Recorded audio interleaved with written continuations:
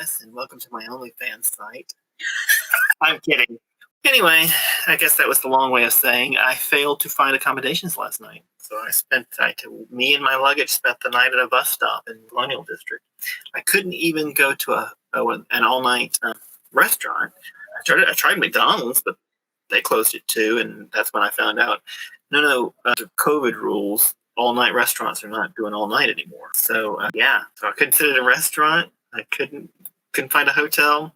Everything was booked, and I ended up sitting all night. Well, I take it back. McDonald's had their places open until 2 a.m. So it wasn't all night, but I could sit there till 2. And then I took a cab into town, another expense I had hoped not to have, but I took a cab into town and sat at a bus stop for the next 4 hours, from roughly 2 to 6. Mm-hmm. And I did a little bit of walking around in the night. And it rained. It did rain a little bit, yeah, but that just added to it. I was already worried, and then I was like, "Oh my God, he's out in the rain at night." And I can't remember when the rain was in, but I do remember texting you or messaging you and going, "And it's raining." Right.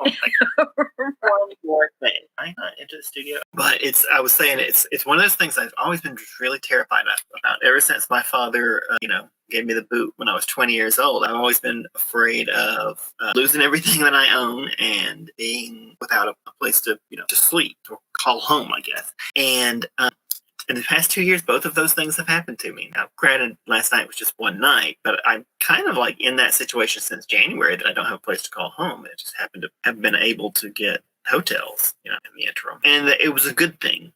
It's the strange moral of the story. Like, I don't recommend it, but just to have that, it's a facing your fears kind of thing. So, I've always been afraid of that. And then I get out there and go, it's not pleasant, but I didn't disintegrate. I'm still alive.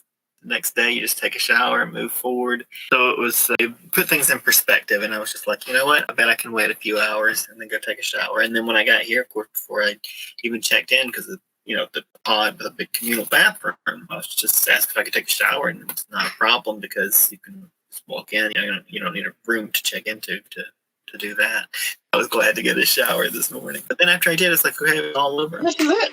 The whole thing. You get a nice comforter. I'm sitting on that right now. A couple of pillows. They have double sizes of these. And this has got my little bag here. It's got my towel and toothbrush and stuff like that. Just like a regular hotel room, you get water. The hand sanitizer is mine. You get a little bottle of water here.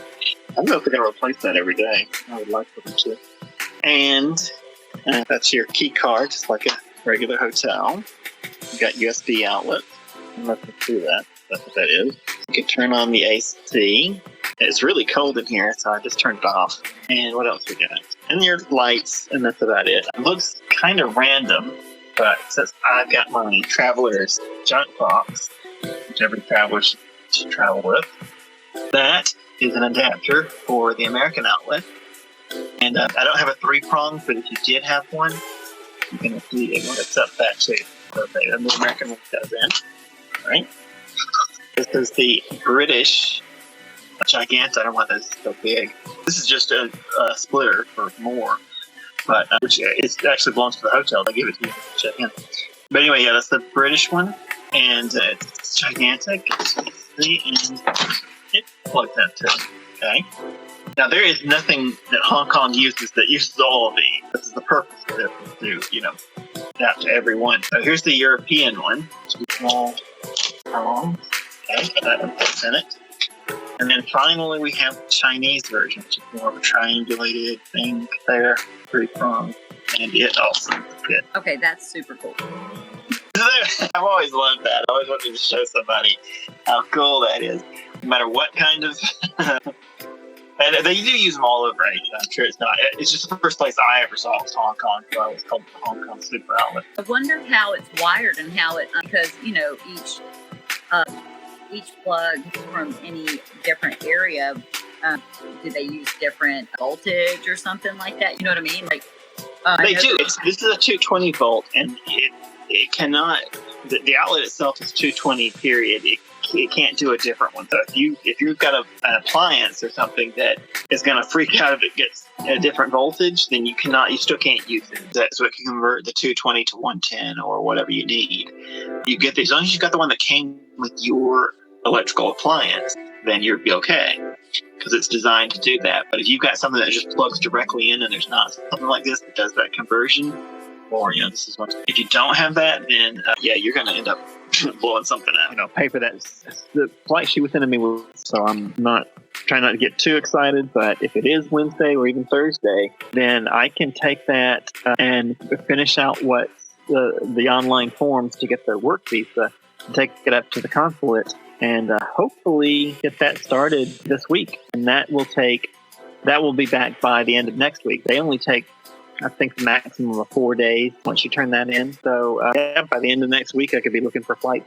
Well, actually, what's going to happen is as soon as we get the approval and she sends me the electronic copy of it, we'll look for flights then. We have to book them as usual. We have to book them before we apply for the visa. Pay for that. The flight she was sending me was $1,000. So pay for a $6,000 flight. We're not going to get one that expensive, but pay for a $6,000 flight. And then, let me put this around for just a sec. And then we'll tell you if you can come in. But at this point, I don't want to jinx myself, but as long as we get the approval from China, the visa will be fine. That's not the hard part to get. One of the things I thought about, it seems unpleasant to be here in this little box, but I can tell you, I think I could stay here all day. But if I'm in a regular hotel, it looks cool. It looks clean and quiet. I don't know. I like the vibe. I'm getting a good vibe from that place. Also, I live in a box anyway. We have a tiny home, so I'm in a little bitty room talking to you. But when you're in a hotel room, where do you spend most of your time anyway? Sitting on the bed. Exactly. It's not a lot of furniture unless you've got some, suite or something. So I'm on the bed with the. So why not do it here and pay a lot less? Right. Even when they give you a desk, I sit on the bed with my computer. I never use anything else in the hotel room. At that place in M Qube, I actually used the little desk, but I was afraid the whole time because it was one of those fold out from the wall desks, and it looked like it was going to fall out of the wall. And then I knew they're going to be like, "Well, you wrecked our stuff. We're charging you." But luckily that didn't happen. But they did have a warning. They're like, "Don't put your luggage on it. It's not stable." All right. Yes. Just show me open it. Let's rewind that. You push the little unlock button, and it just slides right open. That's free on that. Okay, got my key, and let's switch the camera around so you can see what's getting in. Now, I chose the bottom one because I was like, that'll be easier to get into. I'm not actually sure that it is. Yeah, I'm going to show you the one. Pod. The only part to get in and out is this. See that? You gotta climb over that. But I'm not actually easier to go on the bottom of the stairs and climb over the top. Well, you probably still have to, like, if you're up on that little last rung of the ladder, you'd still have to do a hop over that little lip edge part right there. So yep. I think getting the bottom one was a good idea. So I only am a little bit worried about is that you have to put your luggage just outside of your pod. And he said they've never had any trouble, but don't leave anything valuable in it, which usually it's just laundry. I'm too worried about it. But then you have to put your shoes in the locker over here, along with your X-rays and medical form. It's so weird to be walking around everywhere.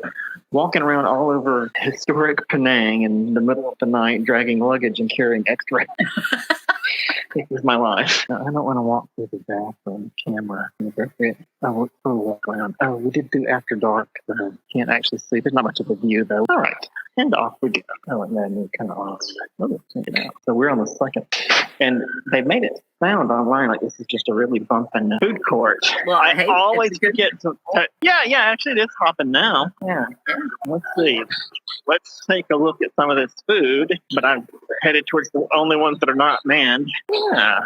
Well, this is nice. This is great. I kind of figured it would be busier at night. Let's get around. You're going to help me pick what to eat for dinner. Ooh, good. Okay. All very Chinese. Get some beer. Okay. Something in beer. Hi. Oh. What? Oh, let's examine him a little bit later. Hold on. He got a nice tattoo. I don't think his stall has. Maybe he's this whole thing. They don't have food out. Sorry, we're pointing down because we want to get the angle on the food. Yep, some seafood. This could be the first. That's fresh. I don't think I can afford seafood that fresh. All right, let's move along. It's not big, but a lot going on. Well, I'm not really seeing the food prep. You see they're doing it back there, but they don't have it out. You can see it. Here we go. Noodles. We got getting some chicken. So we got some little shrimpy, little bitty ones, and chicken, and then these little meatballs here. These are very common in Chinese food. He's really. Let me show you all the stuff they got. I do tend to go with the cutest vendor. Regular noodles and rice noodles, Glass noodles. Okay, here we go. Getting some chicken. Oh, you can see your egg. Yeah. Oh, what have you got? Show me the roaming? Yeah, show me what it is. Oh, okay. Oh, okay. Put it in the window for me. That was cute. It was. Like, let me show you all the stuff they got. I do tend to go with the cutest vendor. Right? I mean, they'd have me sold on it. Okay, we got some more chicken and not chicken. Okay, duck. Oh, is duck expensive there? That looks good. Nope. It's not? Oh. Nope, not really. It's not on par. I mean, it's very popular. Probably not as popular as chicken, but it's pretty popular. Let's see what we've got. We've got chicken rice. Mm-hmm. Name for it again. Chicken rice, char siu, braised duck rice. I like that. Ooh, that sounds yummy. Okay.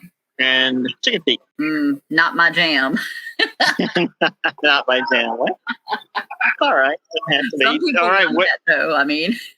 I mean, honestly, I've had really good. I've had chicken feet from really good restaurants, and I've had chicken feet from the little place across from us when I worked that first year at the high school in Chenzhou. And the best place ever was the little place across from the high school. I mean, that was really good. So I think these people are win our cutest. They do. You gotta do it. They're just so okay. Cute. They're just so cute. I think it looks good. This one right here looks good to me. Oh yeah, is that a ramen bowl? That is Hokkien mee. I can't. It is ramen. Yes. It is ramen. Yeah. And what's this one? Lomi. Okay. Lomi. I think we would call it lo mein. Yeah. I would do that ramen bowl right there that he's talking about. That looks good. It's got a little bit of everything. Yep. Yeah. This one. Yes. One. Yes. Mm-hmm. Let's see if we can film them making it. Oh, he's showing you. I love these people right now. Yeah. Can I come there? Oh, cool. Sorry. Yeah, he's gonna let me film him. Very cool. All right, got sprouts. Mm-hmm. And I don't know what those greens are, but they are very common in Chinese cooking. That is the quickest noodle cook ever. The standard, I should say, but like no place else will you see the noodles are ready to go and they just dip them in. Just doing them dry. That's how they serve them so fast. Oh, good. And the eggs ready. And we got our spicy broth.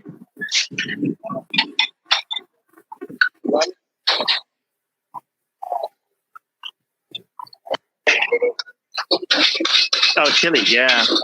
They leave it in the spoon in case you don't want the chili that fast. Wow, that's good. But then, of course, it's not going to be as cheap as what you get in the U.S. Where are you from? From the U.S. Kind of a holiday while I wait for a work visa in China.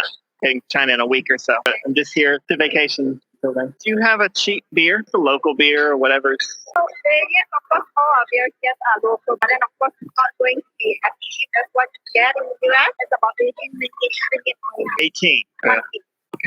Can $9.50. Yeah. Oh yeah, okay. Can will be fine. So the beer was $2.50, and the meal though is 5 ringgit, so it's $1.15 US dollars. I mean, I didn't particularly think a stout was right for the spices, but beer's not really to be drunk with spicy stuff unless your goal is to get drunk. I don't know, but that it seems kind of healthy to have it with it because a good stout. You know what I mean? Went into a fantasy world the minute it touched my lips. It's actually pretty good. I don't know why, but I got to be honest. Everything about Malaysia so far has surprised me. I had no idea what to expect, and I just still didn't come in with a blank slate. Wasn't expecting anything like what I found. The fact that it's so suburbanized, so developed. I would love to go back to the jetty, to Chu Jetty, and meet some of the residents and see if they'll be willing to do some type of an interview or discuss anything, because that was pretty cool. It was a really cool area. I mean, because from what I could read, that jetty, the 1,500 residents now are descendants of the original people that migrated there. Pretty interesting. So, each jetty is from a different clan, different surname. How many are there? 8 or something? 8, yeah. So just to review how that works, mainland China uses simplified characters and Mandarin or Putonghua. Hong Kong uses Cantonese and traditional characters. Taiwan uses traditional characters and Mandarin. If you're eating with chopsticks, it ain't soup. My rule, life rule.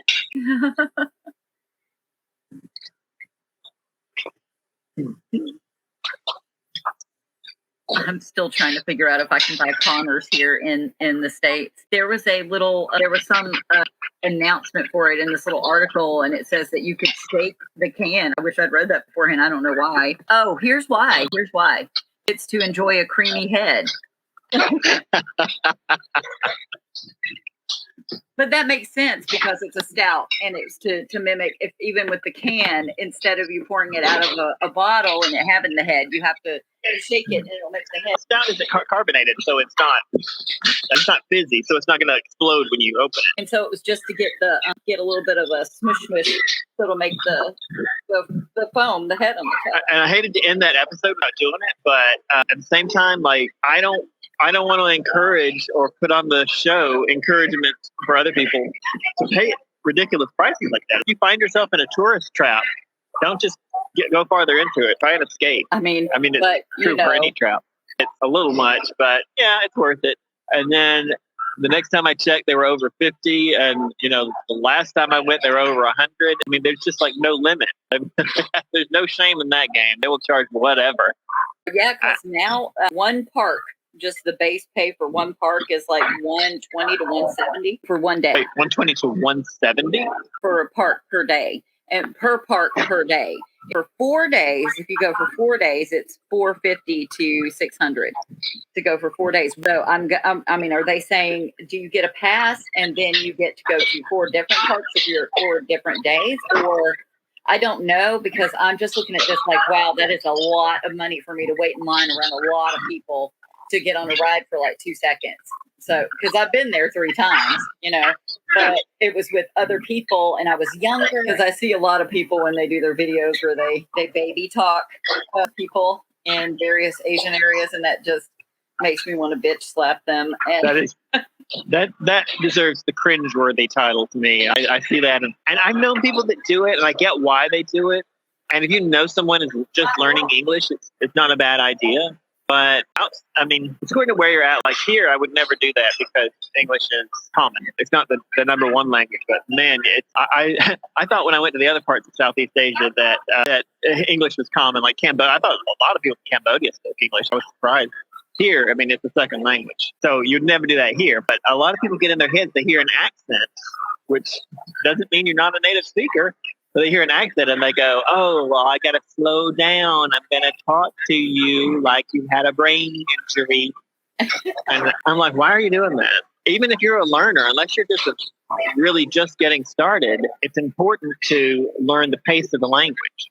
So the rule, just my English teacher and me coming out, the rule is say it once normally, say it once slowly, and then say it once normally again, because the pace is almost as important as what you're actually saying. I'm running low on cash, but I'm not so worried about it this time. I'm so close to being in China. So close. So I'm still trying to figure out what to do for lunch, but I feel like I can eat really cheaply, but I'm just so like on the razor's edge of not having quite enough. So I'm trying if I could find some kind benefactor to help out. But other than that, man, I feel like I'm close.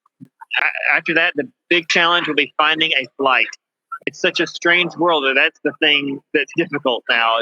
How do you find a flight that doesn't cost a gazillion dollars? I mean, the one she sent me was $6,000, and I was like, we'll find something cheaper than that. But I'm not going to agree to. I'm going to tell her if she doesn't find a way to make it cheaper, and there are ways, but she kept resisting, and because the lady I'm dealing with is not the owner, so she's not, one spending the money. She's like, well, Guangzhou's the easiest. We're like, well, easy for you because you don't have to pay it back, but I got to pay back half of this flight, so we're not going to do the $6,000 one. We may not find a super cheap one, but we'll find cheaper than that. How much? I'm in an exciting place. I can't really enjoy it because it's not a cheap place. I went over to that mall today and I talked to one of the real estate guys. They were selling real estate in Kuala Lumpur, and foreigners can buy real estate here. So they were apparently thought I had money because I'm dressed so fancy in the white T-shirt and jogging pants. They were selling something in Kuala Lumpur, and I was like, yeah, I honestly came here. Well, I came here because it was the closest place to Langkawi, but also I thought it would be cheaper to be here than to be in Kuala Lumpur. He's like, nah, Kuala Lumpur is cheaper. This place is, as we found out, fairly expensive. But it was adjacent, and there was a 4-bedroom unit, and it came out to just over 100,000 US. So that's not bad in a big condo tower for a 4-bedroom. How much? It was just over 100,000. That is not bad. No. Like, well, this is the steal of $3 million, and then I come down and beg for money on the internet so I can buy noodles. It's extremely important to let people know what it is like, why it is necessary, what foods you eat, what you do while you're in quarantine, what people do while they test you there, anything like that. I think it's important. Yeah, I think so too. And it's not an infringement on people's rights to make sure everyone is safe. Jag är den och de kommer då se personer som tar över. Jag är med sig själva i blurren. Men jag kan ändå vara till och med 4. Den är tid. Jag kan inte sätta från. Hemmerön! Nej, gick om det. Ja, jag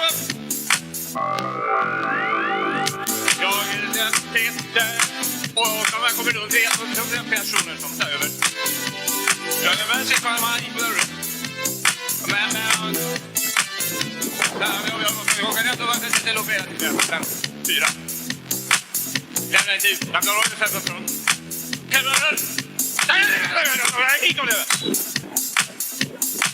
Ja,